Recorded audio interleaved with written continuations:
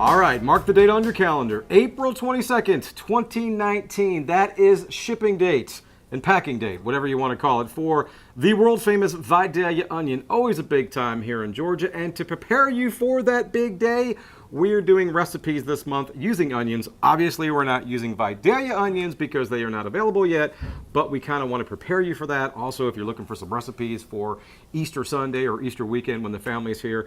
So, as always, I am joined by my good friend and partner in crime, Marcia Crowley. Good to see you Ray. again. Yes. Happy spring. Happy spring to you as well. And again, what can you say about the Vidalia onion that hasn't already been said? They're just good. They are, but they're just good. So are yellow onions if cooked right, and you have come up with some recipes today.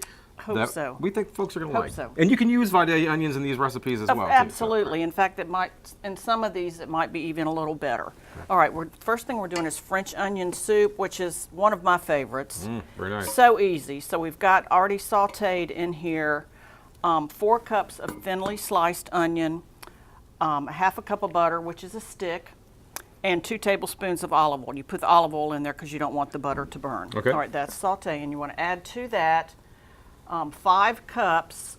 Let's see if I can do this without spilling it. Yeah, last month I had a little accident.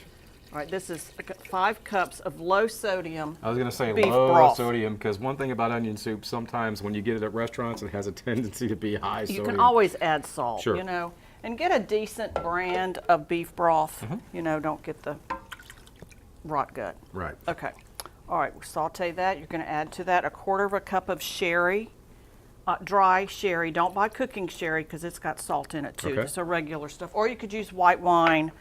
I would like to tell you could leave it out, but it's going to make a huge difference if you do. And then we're going to add to that salt, pepper, and a little bit of thyme. And you're going to let that simmer for about 20 minutes. That's simple. That's simple. Then you're going to dish it in a bowl, and you're going to put a toasted slice of French bread on top. Melt with provolone cheese, put it under the broiler, but watch it very closely. Okay. That's all there is to it, and you can make this. You could make this the day ahead. Perfect. Okay, let's turn that and off. It chills well and reheats. Perfect. Okay. Okay, the next thing is an onion jam, which is different, and this is 4 cups of finely chopped onion, and I did these in the food processor. You don't have to do that. Okay. So I've sauteed that. You caramelize it actually for like 20 minutes, which means all the sugar comes out. So with Vidalia onions, it would be great. You're going to add to that 4 slices of chopped bacon, and I sauteed the onion in the bacon grease too. Okay. Okay. You're going to add to that a tablespoon of balsamic vinegar. And all those instructions obviously will be in your recipes there. Oh yeah. as well. And a teaspoon of sugar. And you just stir all that up, and you would serve this really just about on anything. I've put it over a block of cream cheese with crackers. It would be good on a burger. It would be good on a sandwich. Okay. And that will set up in your refrigerator for about a week. Okay. Okay, the last thing, and I'm not going to show anybody how to make a grilled cheese sandwich because I think in the South you all know how to do that. But you get some good bread. Okay. This is called country bread, buttermilk country bread. And you're going to put mayonnaise on both sides. Then you're going to use Havarti cheese. What's it called? Havarti, which cheese. I like because it's very creamy and it melts very well. Okay.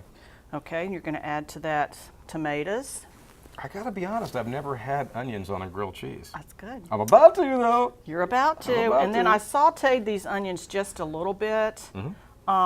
Since they're not Vidalia onions, I needed them to be a little sweeter. Okay. And then a little basil. You can find most of this stuff in your garden later on in the summer, and you're just going to simply grill it. Right. It is so good. It is very, very good. Here is the final product for all this.